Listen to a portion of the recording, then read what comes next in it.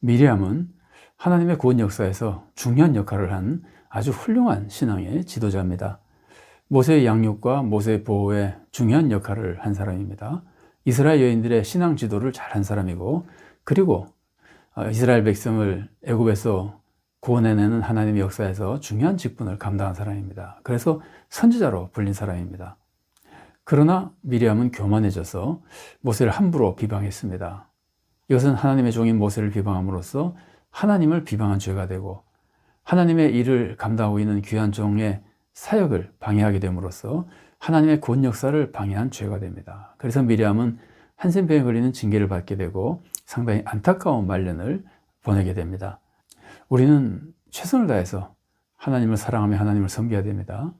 그리고 하나님이 직분을 주셔서 귀하게 쓰셔도 우리는 절대로 교만해지지 않고 겸손을 지켜야 됩니다. 하나님의 종이나 이웃을 비방하지 말고 끝까지 겸손히 하나님을 섬기고 교회와 성도와 이웃을 섬기며 사명을 잘 감당하는 가운데 하나님의 뜻을 이루어드리고 또 하나님의 큰 상급을 받는 귀한 성도로 살아갈 수 있어야 되겠습니다. 자, 오늘은 아론에 대해서 살펴보겠습니다. 아론은 모세의 형이죠. 아마 3살 정도 형이라고 볼 수 있습니다. 이스라엘 구원 역사에서 아론은 굉장히 중요한 역할을 했습니다. 모세와 아론이 함께 이스라엘을 지도했다는 표현이 성경에 굉장히 많이 나옵니다. 예를 들어서 출애굽기 12장 28절 말씀입니다. 이스라엘 자손이 물러가서 그대로 행하되 여호와께서 모세와 아론에게 명령하신 대로 행하니라. 모세에게 명령하신 대로가 아니라 모세와 아론에게 명령하신 대로라고 기록되어 있죠. 모세와 아론이 함께 이스라엘 백성을 지도했다는 표현이 성경에 이렇게 많이 나옵니다. 우리가 잘 아는 대로 모세는 말을 잘 하지 못해서 아론이 말하는 역할을 감당했습니다. 나중에는 모세도 말을 잘 하게 됩니다. 신명기에 나오는 그 설교들, 그 다 모세가 말한 거죠. 그러나 이제 한동안은 모세는 말을 잘하지 못하기 때문에 아론이 말을 하면서 굉장히 중요한 역할을 감당합니다. 또 아론은 첫 번째 제사장이 되죠. 그래서 제사장의 가문을 이룹니다. 귀한 사역을 감당했을 뿐만이 아니라 제사장의 가문을 이루는 큰 축복을 받고 큰 사명을 또 받게 됩니다. 그러나 지도자로서의 사명은 아론의 사명이 모세의 사명과 좀 다릅니다. 내용도 다르지만 사실은 그 사명의 크기나 중대성도 다르다고 볼 수 있습니다. 출애굽기 4장 16절 말씀입니다. 그가 너를 대신하여 백성에게 말할 것이니 그는 네 입을 대신할 것이요 너는 그에게 하나님같이 되리라. 하나님이 모세와 아론에게 직분을 주시면서 사명을 이렇게 정하실 때 모세의 사명이 더 중요하다는 것을 이렇게 알려주신 겁니다. 그러나 아론대로 굉장히 중요한 사명을 받아서 큰 역사를 이룬 사람입니다. 자, 출애굽에서 하나님께서 모세와 아론을 사용하신 모습을 보면서 우리가 정말 한 가지 중요한 것을 배울 필요가 있습니다. 출애굽 사건의 가장 중요한 인물은 모세입니다. 그러나 모세 혼자 한 것이 아니라 굉장히 중요한 동역자들이 있었다는 겁니다. 자, 아론을 보십시오. 아론은 바로와 백성에게 말하는 역할을 감당했습니다. 굉장히 중요한 사역이죠. 이 사역을 감당하려면 자꾸 누군가가 말을 전해야 되는데 이 사명을 아론이 감당했던 겁니다. 모세가 하지 않고. 이것은 모세 혼자 출애굽을 인도한 것이 아니라 아론이라는 동역자가 굉장히 중요한 역할을 했다는 걸 우리들에게 보여주죠. 또 미리암도 보십시오. 미리암은 출애굽 때 여인들을 또한 잘 지도했습니다. 또 여호수아 보십시오. 여호수아는 모세의 수종자였지만 실제로 가나안 땅을 정복하는 것은 여호수아가 하게 됩니다. 이런 모습들은 하나님은 하나님의 위대한 사역을 할 때 여러 종들을 쓰시는데 한 사람만 쓰시지 않고 여러 종들이 서로 협력하며 일하도록 하나님께서는 역사하신다는 겁니다. 사람도 하나님은 여러 사람을 쓰시지만 반드시 협력하여 하나님의 뜻을 이루도록 섭리하신다는 겁니다. 사람은 다 부족합니다. 그래서 누구도 혼자 하나님의 위대한 일을 다 할 수는 없습니다. 반드시 동역자들이 필요한 겁니다. 우리는 어떤 일이 일어났을 때 주연 역할을 한 사람을 중요하게 생각하고 조연 역할을 한 사람을 중요하지 않게 생각하지만 하나님은 그렇지 않습니다. 하나님은 다르십니다. 하나님은 여러 사람에게 일을 시키시고 사람마다 다른 사명을 주십니다. 어떤 사람은 지도적인 역할을 해야 될 사람도 있지만 어떤 사람은 동역하며 돕는 역할을 하는 사람도 있습니다. 그렇다고 해서 돕는 역할을 하는 사람은 결코 중요하지 않은 것이 아닙니다. 하나님은 각각 다른 사명을 주시고 각각 자기 사명에 충성하면 사람이 볼 때는 어떤 사람은 주연, 어떤 사람은 조연으로 보이지만 하나님은 각각 자기 사명에 충성한 사람에게 하나님은 각각 거기에 걸맞는 큰 상급을 주시는 겁니다. 여러분, 달란트 비유를 보면은 5달란트 받은 사람이 5달란트를 남기잖아요. 2달란트를 받은 종은 2달란트를 남기잖아요. 그런데 그 5달란트를 받았다가 5달란트를 남긴 종에게 주는 칭찬과 2달란트를 받았다가 2달란트를 남긴 종에게 칭찬하는 말씀이 똑같습니다. 제가 성경 말씀 읽어드리겠습니다. 마태복음 25장 21절 말씀입니다. 그 주인이 이르되 잘하였도다 착하고 충성된 종아, 내가 적은 일에 충성하였음에 내가 많은 것을 내게 맡기리니 내 주인의 즐거움에 참여할지어다 하고, 이게 5달란트 받은 종에게 준 칭찬의 말씀이거든요. 25장 23절 말씀 읽어드리겠습니다. 그 주인이 이르되 잘하였도다 착하고 충성된 종아, 네가 적은 일에 충성하였음에 내가 많은 것을 내게 맡기리니 내 주인의 즐거움에 참여할지어다 하고, 이건 2달란트 받은 종에게 칭찬한 말씀이거든요. 근데 그 두 칭찬의 말씀이 똑같은 겁니다. 하나님은 서로 다른 역할을 받아서 어떤 사람은 좀 큰 역할을 하고 어떤 사람은 작은 역할을 한 것처럼 보여도 각자 자기에게 충성하면 하나님 뭘 보십니까? 외모를 보시는 분이 아니잖아요. 업적을 보시는 분이 아니잖아요. 양을 보시는 분이 아니잖아요. 마음을 보시는 분이잖아요. 그 충성된 그 마음, 사랑하며 헌신한 그 마음을 하나님께서는 보시고 각자에게 하나님께서는 큰 상급을 주시는 겁니다. 여러분, 예를 들어서 성도가, 어떤 사람은 수입이 많아서 헌금을 많이 하고 어떤 사람은 수입이 적어서 헌금을 적게 하잖아요. 물질의 축복을 주신 분 하나님이시잖아요. 많은 물질 주신 분도 하나님이시고 적은 물질 주신 분도 하나님이십니다. 그러면 많은 수입을 얻은 사람은 헌금 액수도 많을 거 아니에요. 수입이 적은 사람은 헌금 액수도 적을 거 아니에요. 그러면 하나님이 헌금 액수를 보고 헌금 액수가 큰 사람은 많이 칭찬하고 헌금 액수가 적은 사람은 적게 칭찬하십니까? 아니잖아요. 여러분, 마가복음 12장 43절과 44절 말씀 봉독해 드리겠습니다. 예수께서 제자들을 불러다가 이르시되 내가 진실로 너에게 이르노니 이 가난한 과부는 헌금함에 넣는 모든 사람보다 많이 넣었도다. 그들은 다 그 풍족한 중에서 넣었거니와 이 과부는 그 가난한 중에서 자기의 모든 소유 곧 생활비 전부를 넣었느니라 하시니라. 헌금 액수가 적지만 오히려 하나님께서는 더 많다고 보시는 거 아니에요. 예수님이 그렇게 가르쳐 주셨잖아요. 그래서 우리는 하나님이 여러 사람을 쓰시고 여러 직분, 여러 사명을 각각 다 맡기신 것에 대해서 우리가 크다 작다 판단하고 우리가 평가해서는 안 되는 겁니다. 하나님은 각자 자기에게 사명에 충성한 그 중심을 보시고 하나님은 정말 크게 칭찬하시고 상급을 주시는 겁니다. 우리 생각해 보십시오. 우리는 다 모세 같은 지도자가 못 됩니다. 여러분, 공동체에서 최종적으로 모든 것을 관리하는 최고 지도자는 한 사람밖에 없잖아요. 모세 같은 사람은 사실은 60만 명 중에 한 사람밖에 안 나타나는 거거든요. 그럼 다른 사람들은 뭡니까? 다른 사람들은 각각 서로 다른 사명을 받아서 다른 사명을 감당하며 충성하는 겁니다. 그러면 그 모든 사람의 사역이 합력해서 하나님의 선을 이루어 나가게 되는 겁니다. 그리고 하나님의 큰 상급을 받게 되는 겁니다. 또 우리는 서로 다른 사명을 가지고 사역하지만 우리는 각자가 다 세상에서 소금과 빛입니다. 세상에서 빛의 역할을 한다는 것은 세상에서 우리는 다 지도적인 역할을 해야 된다는 것을 의미합니다. 그래서 우리가 모세가 지도자로서의 모습을 어떻게 감당했는지, 하나님 어떻게 쓰시는지 보면서 우리가 지도자 역할을 감당하는 것을 배워야 되는 겁니다. 우리는 세상에서 지도적인 역할을 감당할 수밖에 없는 사명을 받고 있기 때문입니다. 자, 아론의 달란트를 좀 살펴보겠습니다. 아론의 달란트는 말을 잘하는 겁니다. 자, 모세가 처음 하는 일은 이스라엘 백성과 바로를 설득하는 겁니다.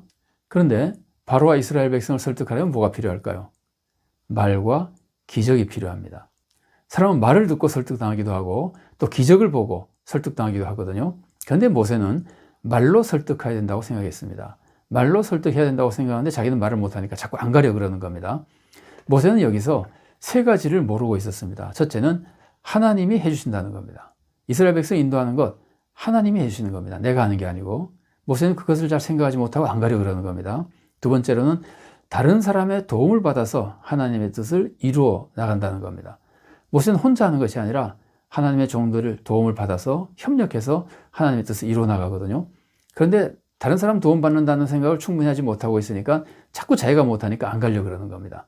자, 세 번째로는 기적이 사람을 설득할 수 있다는 것을 모세가 잘 생각 못한 것 같습니다. 자꾸 말로만 설득하려고 그러는데 하나님이 모세를 통해서 기적을 행하시면은 그것이 사람들을 변화시키고 사람들을 움직이거든요. 기적이 설득력이 있는 거거든요.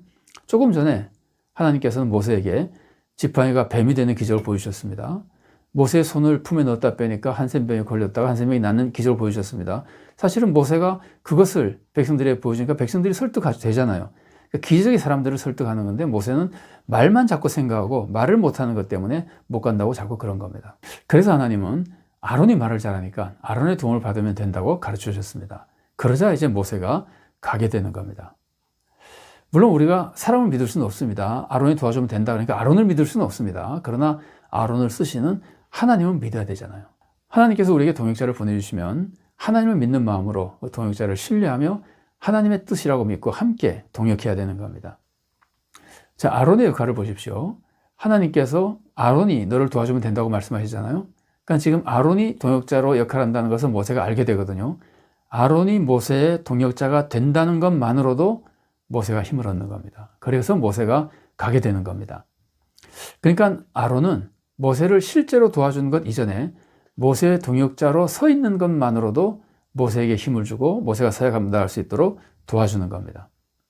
우리는 좋은 동역자를 얻으면 이런 말을 하죠. 천군 만마를 얻은 것 같다.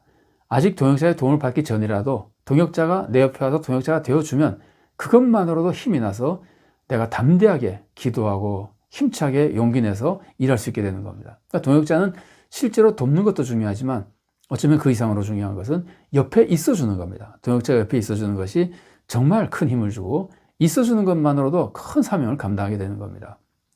여러분, 예수님이 제자들을 뽑으셨잖아요. 여러분, 제자들 12제자를 뽑으실 때 그 뽑으신 목적이 마가복음에 기록되어 있는데 그 목적이 함께 있게 하기 위해서, 그리고 전도하게 하기 위해서, 그리고 귀신 내쫓는 권능을 가지게 하기 위해서입니다.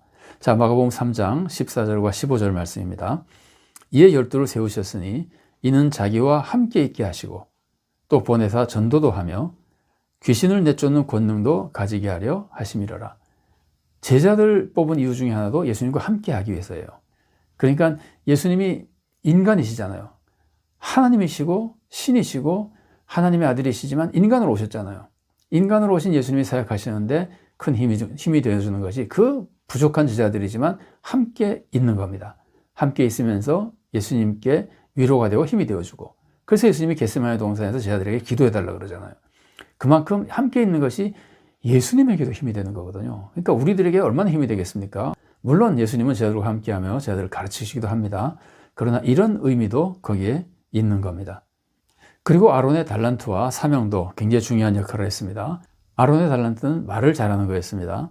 아론은 이 사역에 충성했는데 사실은 기적은 주로 모세가 행했잖아요. 어떻게 보면은 큰 능력이 모세를 통해 나타나니까 말하는 사역을 감당하는 아론으로서는 섭섭할 수도 있고 좀 이렇게 자격지심이 생길 수도 있습니다.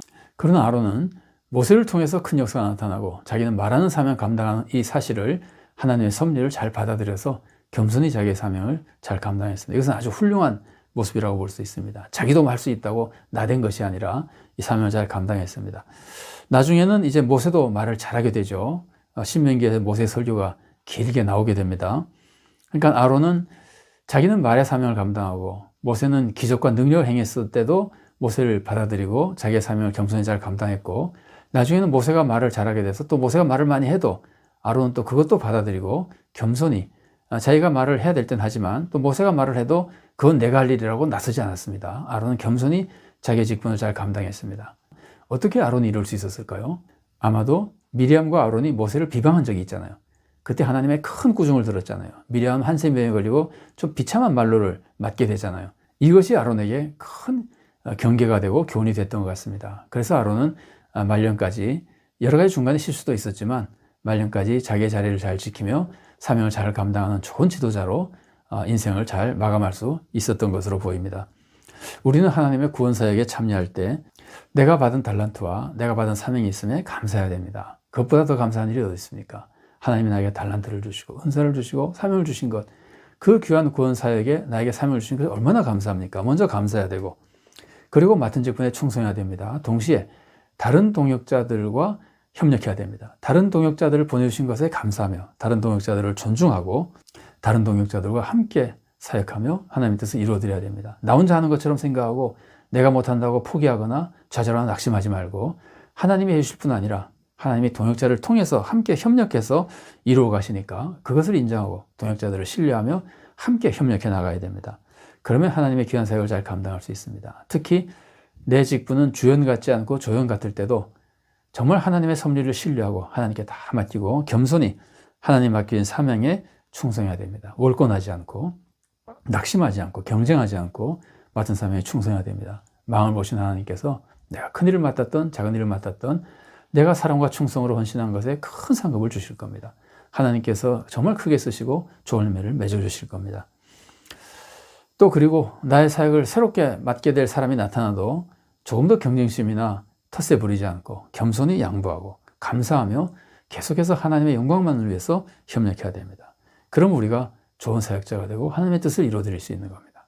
우리가 올바른 믿음과 겸손한 사랑과 헌신과 동력으로 하나님의 뜻을 이루어드리고 하나님의 칭찬과 상급을 받는 좋은 성도로 살아갈 수 있기를 바랍니다.